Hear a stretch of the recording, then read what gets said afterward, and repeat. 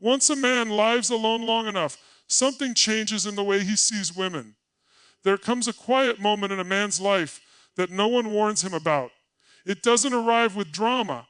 No argument, no breakup speech, no doors slammed in anger. It arrives silently, usually late at night, when the house is still. The phone hasn't buzzed in hours, and he realizes he's been alone long enough to finally hear his own thoughts clearly. Not lonely, just alone. And that distinction changes everything. When a man lives alone long enough, something subtle but profound happens to his perception, not in a bitter way, not with resentment, but with clarity. Illusions fall away, not because he stopped caring, but because he stopped needing. He no longer views women as solutions to emptiness, distractions from discomfort, or proof of his worth. Instead, he begins to see them as they are: complex, human, emotional, beautiful, flawed, and deeply shaped by their own fears and desires. This shift doesn't make him colder. It makes him calmer. He listens more and reacts less. He notices patterns instead of chasing sparks. He understands that attraction isn't just chemistry, it's alignment. And love isn't about intensity, it's about peace. Solitude becomes his teacher. Silence becomes his mirror. And in that space, he recognizes something most men never do. The way he once saw women was often filtered through his own unmet needs. Now, without the noise of constant validation, seeking, he sees with grounded eyes, patient eyes, honest eyes. This isn't about criticizing women, and it's not about glorifying loneliness. It's about what happens inside a man when he stops running from himself, from silence, from stillness, and allows solitude to refine his perspective. What he learns may surprise you. And if you've ever wondered why some men grow quieter, wiser, and more selective with their time, stay with me. Number one, solitude removes illusion. There is a version of reality most men never experience because they are too busy escaping themselves. They move from relationship to relationship, from distraction to distraction, never sitting still long enough to separate what they feel from what is actually true. But when a man lives alone long enough, truly alone, without constant emotional noise, illusion begins to dissolve quietly. In the early years, many men don't see women clearly. They see symbols: hope, comfort, validation, rescue. A woman becomes a projection screen for unmet needs.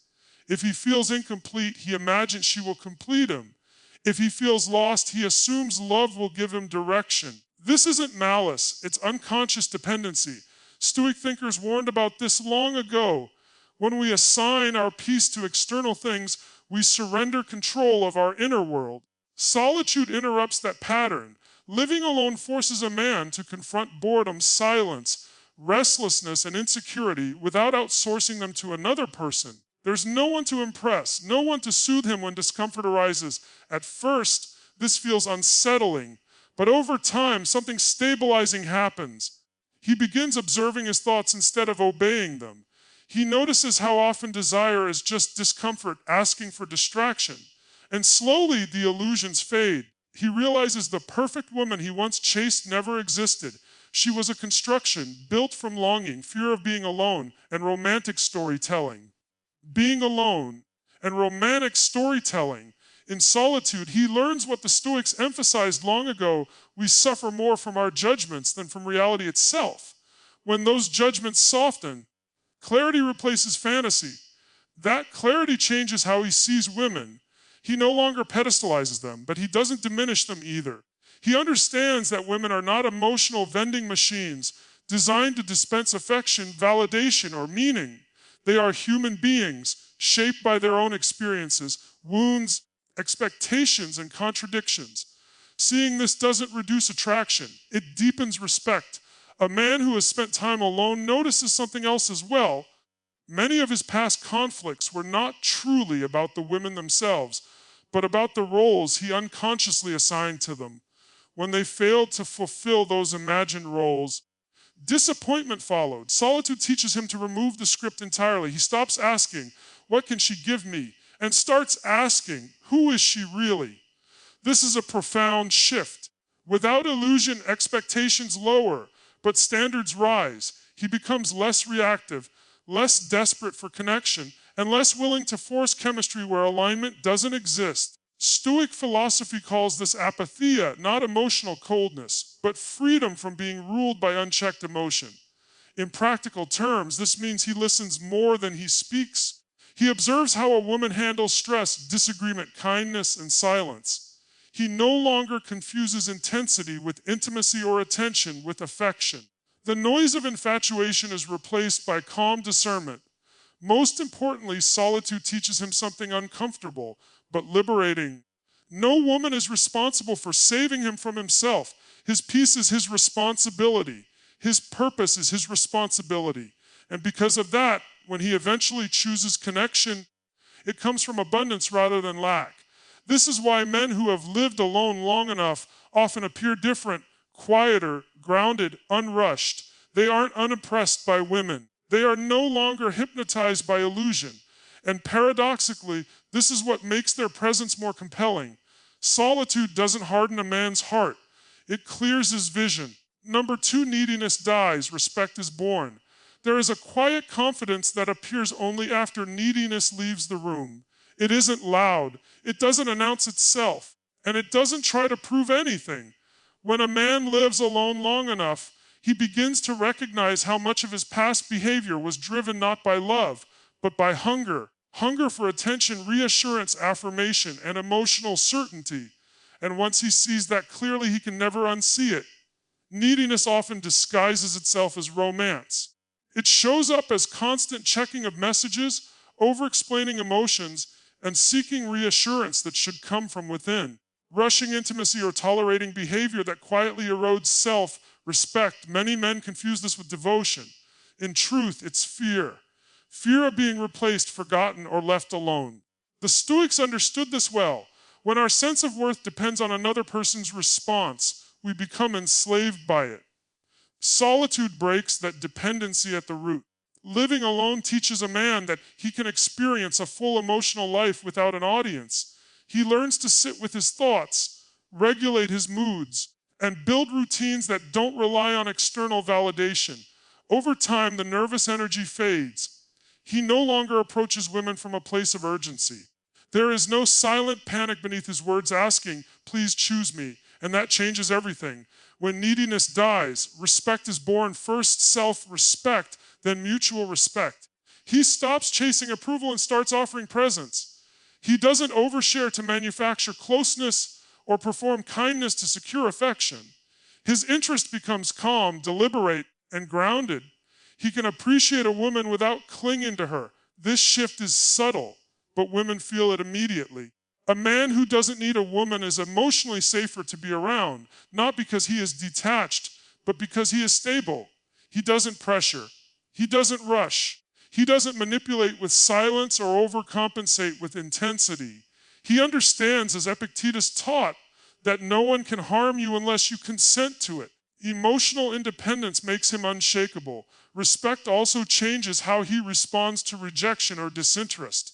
Instead of spiraling into self-doubt or resentment, he accepts it with composure. He understands that attraction is not a verdict on his worth. This alone sets him apart in a world full of reactive behavior. More importantly, he extends this same respect to women. He no longer tries to fix them, rescue them, or manage their emotions in order to feel needed. He allows them to be whole people, capable of choice, responsibility, and autonomy. Respect replaces control. Curiosity replaces insecurity. Stoic philosophy calls this dignitas, inner dignity rooted in self-mastery. When a man governs himself, he no longer tries to govern others. And in relationships, this creates a rare dynamic.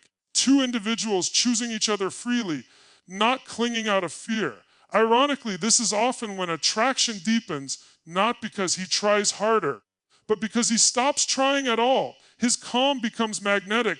His boundaries communicate value without words. His presence says, "I am content with or without you. I choose you only if we bring peace to each other's lives." That is respect in its purest form, and it can only be born where neediness has died. Number 3, patterns replace emotional chaos. Emotional chaos thrives on proximity without perspective. When a man is constantly entangled, emotionally invested, reactive, and afraid of losing connection, everything feels urgent. Every message carries weight. Every silence feels personal. Every disagreement becomes a threat. But when a man has lived alone long enough, distance gives him something rare, the ability to see patterns instead of moments.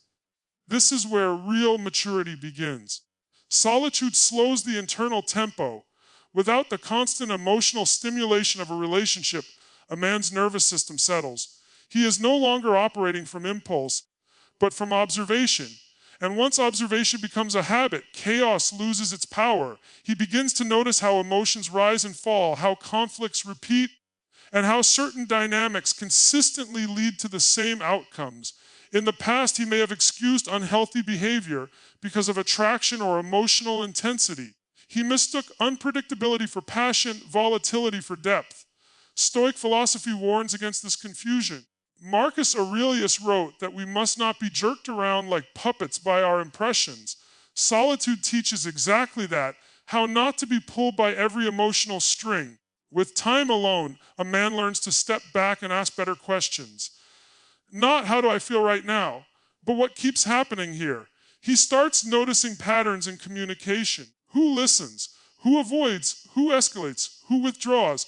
He observes how someone responds to stress, boundaries, and accountability. These observations are not judgments. They are data, and data brings clarity. This is especially transformative in how he sees women. Instead of getting lost in charm, chemistry, or emotional storytelling, he observes consistency. Does her kindness last beyond convenience? Does her interest survive disagreement? Does her emotional expression seek understanding or control? These questions replace confusion with insight.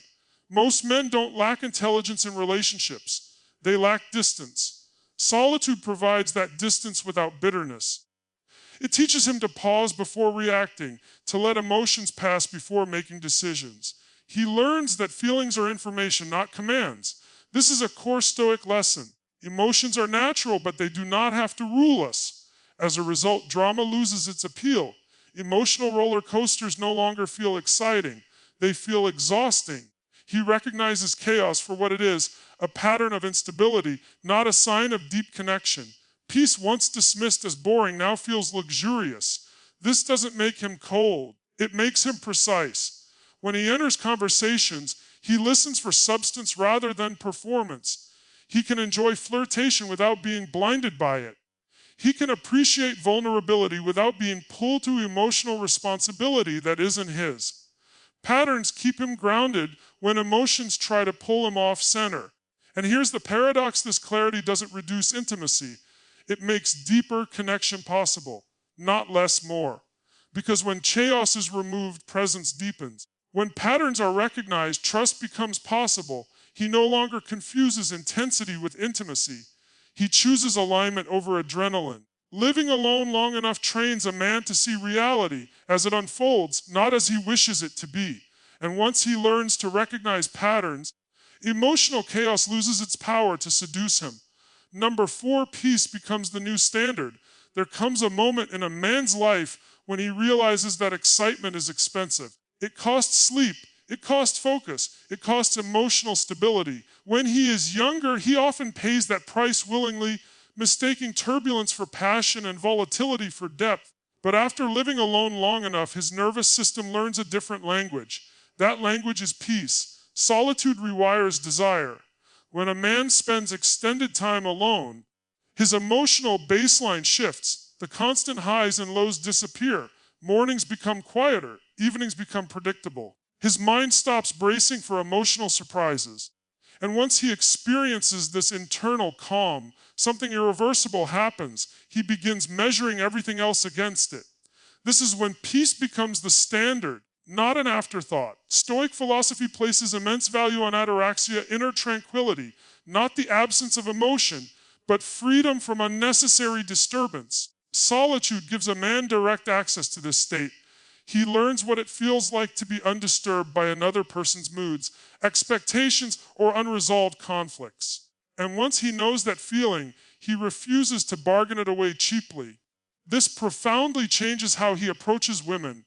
He no longer chases excitement for its own sake. Emotional unpredictability no longer feels intoxicating. It feels invasive. He becomes highly sensitive to how interactions affect his inner state. A conversation that leaves him anxious, confused, or doubting himself is no longer brushed off as chemistry. It is recognized for what it is: misalignment. This doesn't mean he avoids emotion. It means he values regulation over chaos. A woman's presence in his life is no longer measured by how intensely she makes him feel, but by how safely he can exist around her. Can he be silent without tension? Can disagreement happen without emotional punishment? Can both people breathe? These questions matter more than charm. Peace sharpens his boundaries because he knows how much effort it took to build his inner stability. He protects it carefully. He doesn't over-explain his limits or apologize for his need for calm. As the Stoics taught, the wise person arranges life so that external events disturb him as little as possible. Interestingly, this often makes him more attractive, not because he is aloof, but because he is centered. He isn't pulled into emotional storms. He doesn't escalate conflict just to feel alive. His presence feels grounding, safe, and real. And this peace is not passive, it is an active choice. He chooses relationships that feel steady rather than thrilling. He chooses communication that is honest rather than dramatic. He chooses consistency over fireworks. Living alone long enough teaches a man that love should expand life, not destabilize it.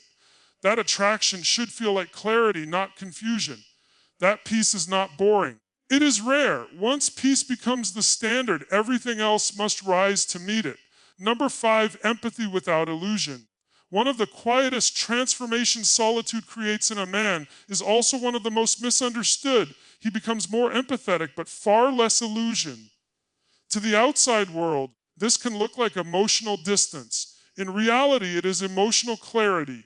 When a man has lived alone long enough, he learns how to understand feelings without being consumed by them. Earlier in life, empathy often came tangled with obligation. If a woman was upset, he felt responsible. If she struggled, he tried to rescue. If she was unhappy, he assumed he had failed. This wasn't compassion, it was blurred boundaries. Stoic wisdom cautions against this confusion. We must care deeply, but not surrender our inner stability to what is not ours to control. Solitude teaches this lesson gently but firmly. Living alone forces a man to take full responsibility for his own emotional world. There is no one else to regulate his moods, soothe his anxiety, or rewrite his inner narrative for him. Over time, he becomes fluent in emotional self-governance. And once he masters that internally, he no longer projects responsibility outward. This is where empathy matures. He can listen to a woman's pain without trying to fix it. He can hold space without absorbing distress. He can acknowledge emotions without validating destructive behavior. This is empathy without illusion, care that sees clearly, compassion that doesn't collapse boundaries. He understands that emotions are real, but not always reasonable. That pain deserves acknowledgement, but not always agreement. That love does not require self-sacrifice at the expense of self-respect. These distinctions are subtle, but they define emotional adulthood. Stoic philosophy emphasizes this. Marcus Aurelius wrote about meeting others with kindness while remaining straight, not bent out of shape. A man who has lived alone long enough embodies that principle. He doesn't harden his heart, but he doesn't distort it either. This changes how women experience him.